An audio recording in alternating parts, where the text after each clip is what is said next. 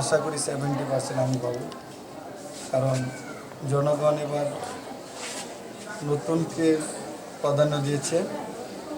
কারণ আজকে যাকে জনগণ কাছে তাকে জনগণ বেছে নিয়েছে।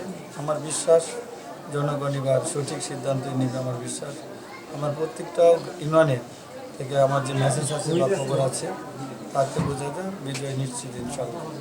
আচ্ছা, আপনি তো সিরতা ইউনিয়নের বর্তমান চেয়ারম্যান ছিলেন এবং চেয়ারম্যানদের যে ইউনিয়ন পরিষদের আছে সেটা সভাপতি। তো আপনি একটা ইউনিয়নের সভাপতি হইয়া মানে 11টা ইউনিয়নের যে উপজেলা চেয়ারম্যান নির্বাচন করছেন, মানে কিসের এতে নির্বাচন করছেন যে আপনার যে আমি এই করেছি, মানে এক ধরনের উন্নয়ন করেছি কিংবা জনগণ আমাকে চায়, মানে এই বিষয়ে একটা মেসেজ মানে চাচ্ছিলাম আর কি। আসলে আমি ইউনিয়ন পরিষদের চেয়ারম্যান হওয়ার আগে আমি সাবেক ধর্মমন্ত্রী আল্লাহ অধ্যক্ষ মতিউর স্যারের এফবিএ ছিলাম। ওনার সাথে 22টি বছর একসাথে কাজ করেছি। আমাদের যাদের আওয়ামী লীগ, যুবলীগ, ছাত্রলীগ, কৃষক লীগ সকল স্তরের জনতার সাথে স্যারের সম্পর্ক ছিল।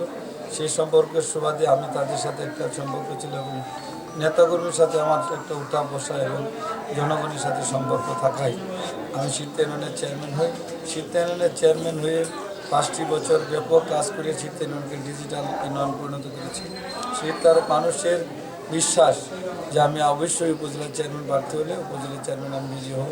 তাই সিরতা ইউনিয়ন সহ 11টি ইউনিয়নে যে আমি ঘুরে বেড়াচ্ছি, ঘুরছি প্রত্যন্ত অঞ্চল সহ আমি গ্রামে গঞ্জে ঘোরাফেরা করার পর এখন আমার বিশ্বাস যে মানুষের সাথে যদি হৃদয়ের সম্পর্ক থাকে, মানুষের সাথে যদি উঠা বসা থাকে, মানুষের বিপদে আপদে পাশে থাকা যায়, তাহলে মানুষ অবশ্যই তাকে রায় দেব। সেইটা রায় আমি আজকে জনগণের কাছে পাবো।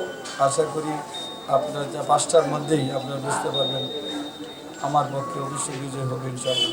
জনগণ আমাকে মার্কা বলতে বিজয় হবে। আপনি তো বেশ মানে প্রায় বেশ কোটি কেন্দ্র আপনি ঘুরে আপনি যে কেন্দ্রগুলি ঘুরেছেন সেখানে ভোটাররা সুন্দরভাবে ভোট দিতে পারছে কিনা, আইন শৃঙ্খলা অবনতি কোথাও হয়েছে কিনা, কিংবা কোনো ঝামেলা হয়েছে কিনা, কিংবা কোনো কারচুপি অনিয়ম এই ধরনের কোনো কিছু আপনার থেকে এখন পর্যন্ত কোনো কারচুপি কোথাও অভিযোগ আসে না বা শোনা যায় না।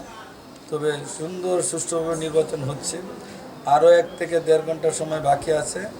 এই বাকিটুকু যে শেষ হয় ভালোভাবে, তাহলে হয়তো জননেত্রী শেখ হাসিনার যে স্বপ্ন, যে নির্বাচনকে প্রতিশ্রুতি দিয়েছে যে আমাদের উপজেলা নির্বাচন সহ সারা বাংলাদেশে যত নির্বাচন হবে সুষ্ঠু নির্বাচন হবে, সুন্দর পরিবেশে নির্বাচন হবে, সেটা আমি আশা করি যে জননেত্রী শেখ হাসিনা যে প্রতিশ্রুতি দিয়েছে তা অবশ্যই বাস্তবায়ন হচ্ছে।